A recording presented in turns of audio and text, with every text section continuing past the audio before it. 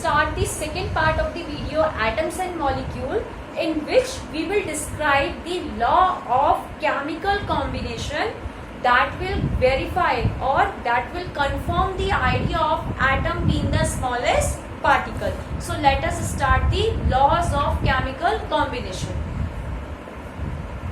Laws of chemical combination.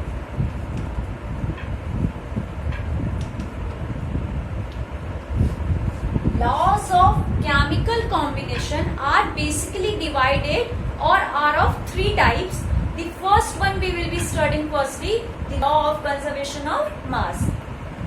First one, law of conservation of, first one was the law of conservation of mass.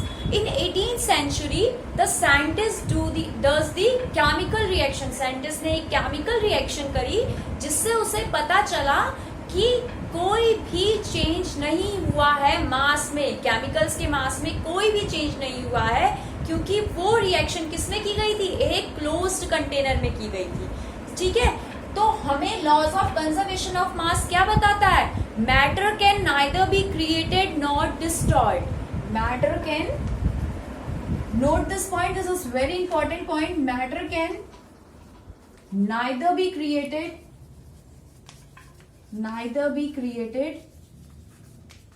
nor destroyed.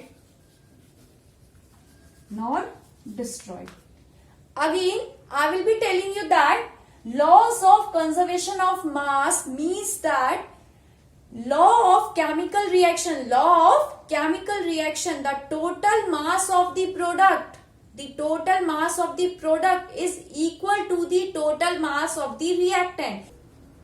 Law of conservation states that the total mass of the reactant is equal to the product, is equal to the total mass of the product. Reactant का मास product के मास के equal होगा. Now मैं आपको example दिखाना चाहूंगी कैसे equal होगा. सी दिस एग्जांपल. मैंने कैल्शियम कार्बोनेट लिया. क्या लिया? कैल्शियम कार्बोनेट लिया. ठीक है, इसे मैंने 100 ग्राम लिया है गाइस. कितना लिया है? 100 ग्राम. जब मैं इसको हीट करूंगी, मतलब केमिकली रिएक्ट कराऊंगी, हीट का सिंबल सभी को पता है. कैल्शियम कार्बोनेट को हीट करने पर मुझे क्या मिलेगा? Calcium oxide plus carbon dioxide. क्या मिलेगा? Calcium oxide plus carbon dioxide. Calcium oxide हो जाएगा हमारा 56 ग्राम और कार्बन डाइऑक्साइड हमारा हो जाएगा 44 ग्राम. जब हम 56 प्लस 44 करेंगे we will be getting 100 gram. इसका मतलब ये प्रूव होता है कि laws of conservation of mass reactant product के हमेशा इक्वल होता है. Is that clear to you all? This was my first chemical reaction. The second law of chemical combination, that is law of constant proportion. That was law of constant proportion. Law of constant proportion.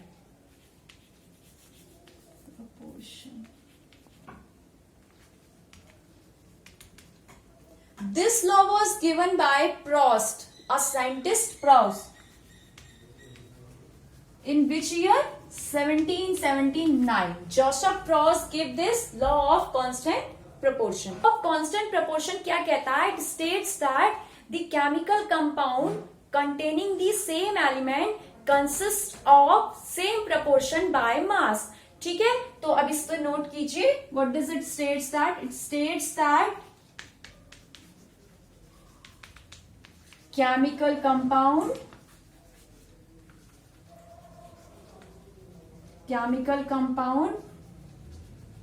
consists of same element combine together, इसका मतलब है जब इन्हें जोड़ दिया जाता है, combine together have same proportion by mass. इनके मास का प्रोपोर्शन क्या होता है, सेम होता है। अब मैं आपको एग्जाम्पल देना चाहूंगी। Take the example of water. Water H2O कहलाता है।